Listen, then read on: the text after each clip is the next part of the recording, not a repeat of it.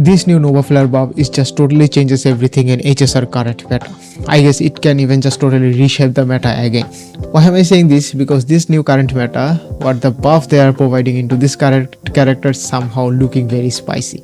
Now before starting these things, let me give you a brief description what the Nova Flare buff. Nova Flare buff is not the recent things that the HSR is currently doing. They have been doing this since the version 3.4 and the first two character was the Jinglu and also Blade. The motive behind doing this kind of buff was somehow bringing back the old characters and somehow make them useful into this current meta.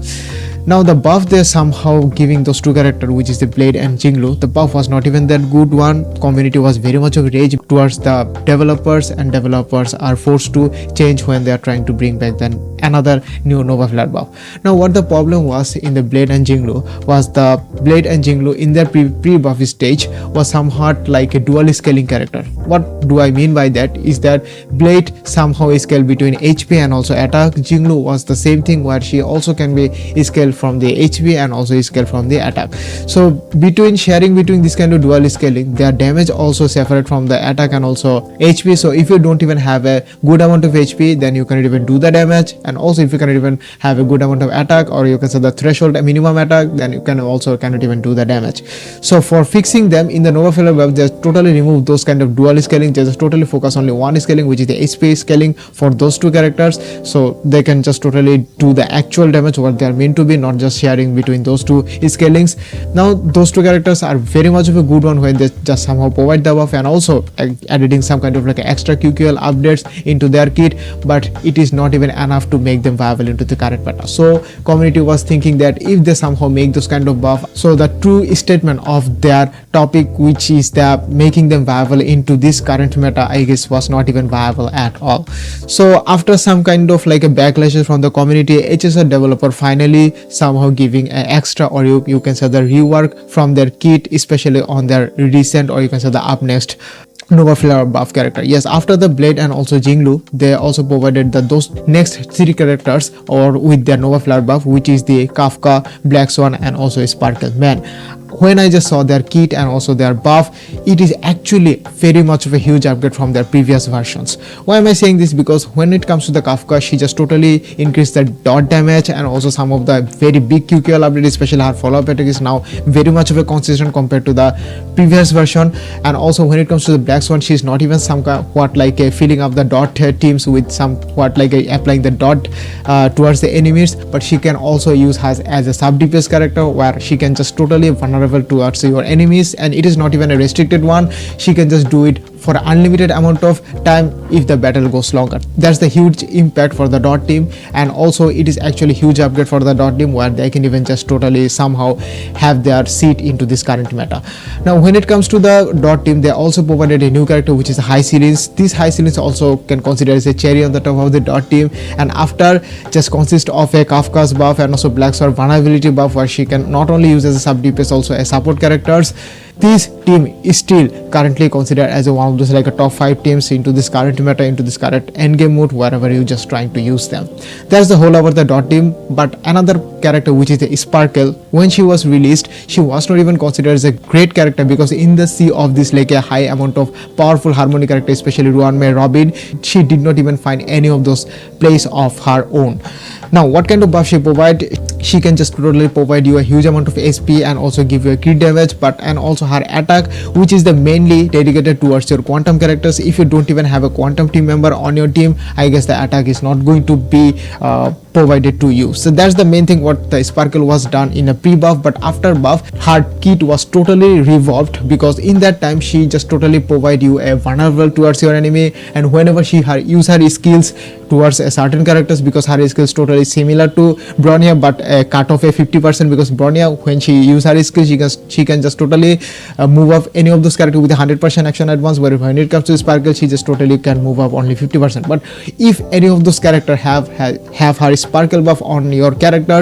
If the character is doing certain types of damage on your towards the enemies, that enemy can going to have a certain amount of stack amount of vulnerability. That vulnerability will helps you to do more amount of damage, because in a vulnerable stage enemy will take more damage than ever. So that's a very much of a highly unique amount of kit that they provided in the Nova Flare buff, and she is actually very much of a strong into compared to her previous version. And also when she just uses her skill, and during duration of her skill, if the enemy of your team member in doing a damage, doing a skill attack, doing their ultimate, your sparkle can also being an off turn or off field, generating her ultimate just like what the Trivi does. So that's the basic thing of their what kind of Nova Flare buff history has been. Now in this video I'm going to rate those Nova Flare buff and somehow deliver you to guys that which Nova Flare buff is the best one among those 4 characters, and somehow which character got a huge amount of upgrade. So without further ado, let's move on to the video. In this tier list I already categorized as a 3-part. First one is going to be the triple S tier, second one is going to be the A tier, and third one is going to be the B tier. In our fourth list, which is the waiting is not even in this part of this tier list. Why did I make it? Because as you can see that I'm using a tier list making site, and in here already we have a 90, or I cannot even count how many characters we do have. So when I just trying to explain all of those characters and also what kind of buff they got from the previous version, if I just somehow trying to find all of those characters from this tier list, it is actually very much of a hard for me to do it and somewhat hamper the total of explanation. So making it easier, I just totally make another segment which is a waiting. In here the character which I'm going to explain next, they are waiting for to be them to rate it.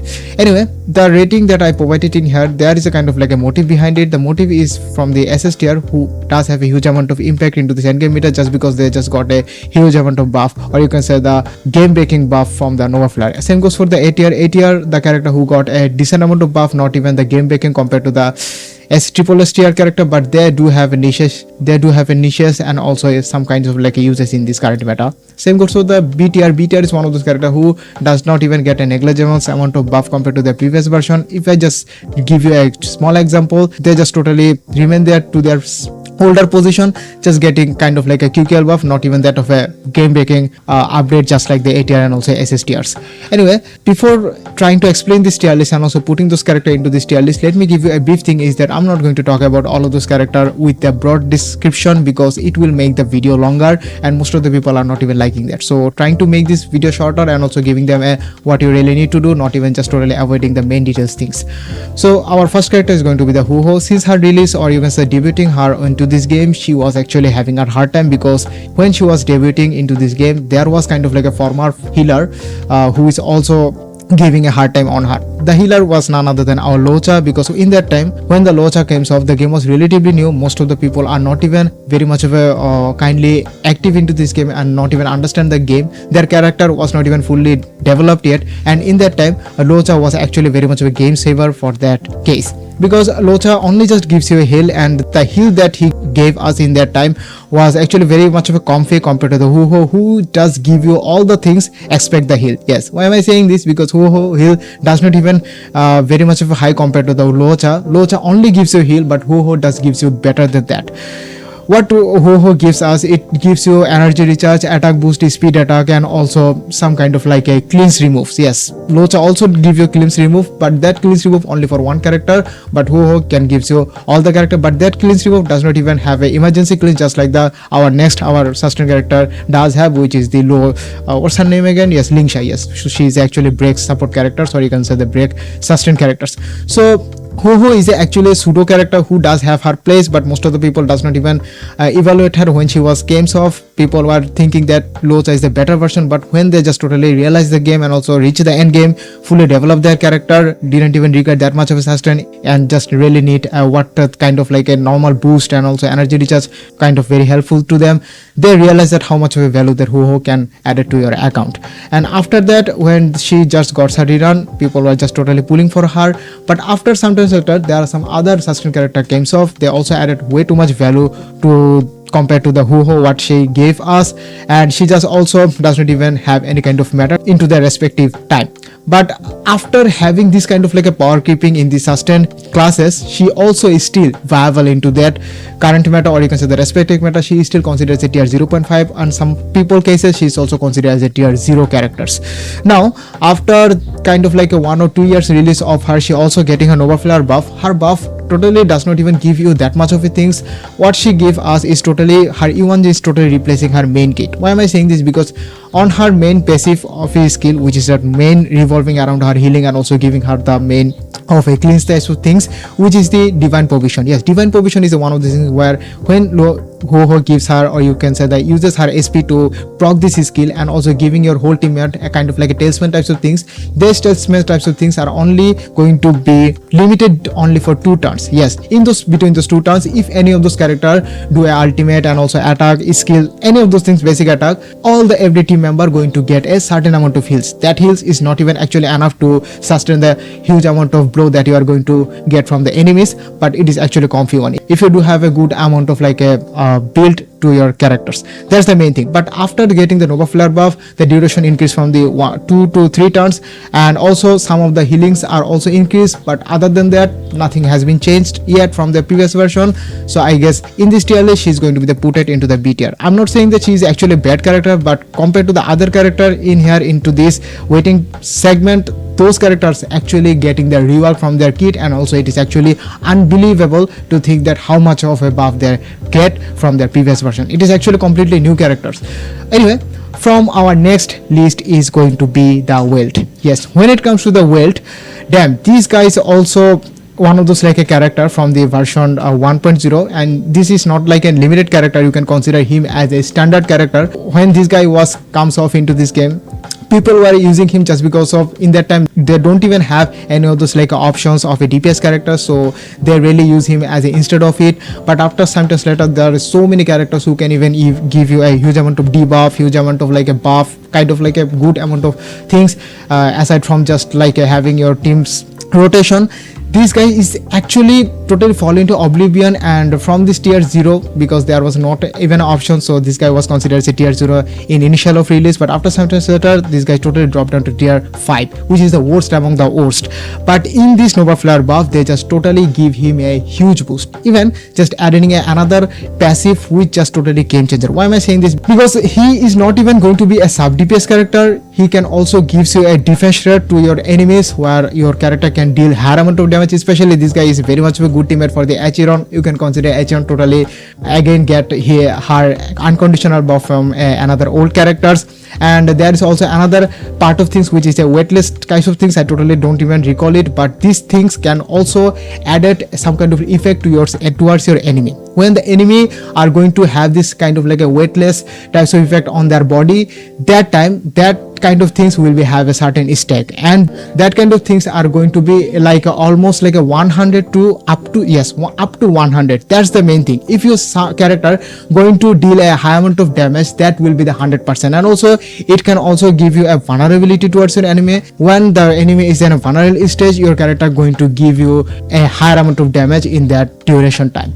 So this guy is also very much of a good one if you just somehow able to get him from the selector or from the lost 50-50. I guess this Nova Flare buff this guy saved, and he is also a triple S tier characters. From our next list, which is going to be the Selee. Yes, since version 1.0, this girl was our first limited character in this HSR, and when she was released, she was also considered as one of those like a top characters. There are some other gacha games where first character came, so especially every other gacha game does have their limited first characters. That character is going to be very much viable for 1 or 2 patches or 3 patches later, but after some time later, every other gacha game falls to the same part where the character is not going to be viable anymore. But one thing is for sure, when how the kit her works, she is still actually viable after like a 3 years later, because when you are just going to kill your enemies, or especially kind of like a minions, you can even refresh your turns, and that turns does not even follow any of those like rules what the games gives to you. So the more you can kill the boss, the more you can get the turns. So she actually does the jobs better than ever. And but the other thing was that Selee was also facing one issue, which was the damage was actually compared to the lower, compared to the in this kind of like a midst of a power creep, the skill and also the base attack she does have in that time, and also recently right now before the Nova Flare buff, the damage was not even that of a high, where she can even just totally kill off the enemy right away, and also totally passive her refreshes her turn. That's the main thing what I'm trying to say here. So in that case, if you unable to clear a single enemies, your resurgence, which is the main things where she can just totally refreshes her turn and also do the things of again and again and again, that kind of things does not even happen. So in this Nova Flare buff, they just added some kind of like a effect where if your enemy's HP is less than 50% or like a 50%, your character of a Zilla can give you the refresh turn, where in a previous buff you have to kill the enemies to get the refresh buff, which is actually very much of a hassle. Other than that, she does also have a quantum resistance increasing from 20 to 25%, because in her own passive she can even totally reduce the enemy's bosses quantum resistance on her own passive totally of a 25% in this Nova Flare buff. So she's just totally goes up to A tier character. If you do have a E6, she's going to be the very much of a good one. For our last character, which is going to be the Firefly. Yes, our first super break characters or break characters, when she was released, she was totally shattered through the record of every other character's revenue into this monthly revenue chart of every other gacha games. And when she was released, damn man, people were just totally being crazy, because the story was actually good, the representation of her and also being her importance into the story was actually delivered perfectly, and the people were relatively trying to get her from the pools. So she was just totally slashing through the games and also slashing through the revenue chart.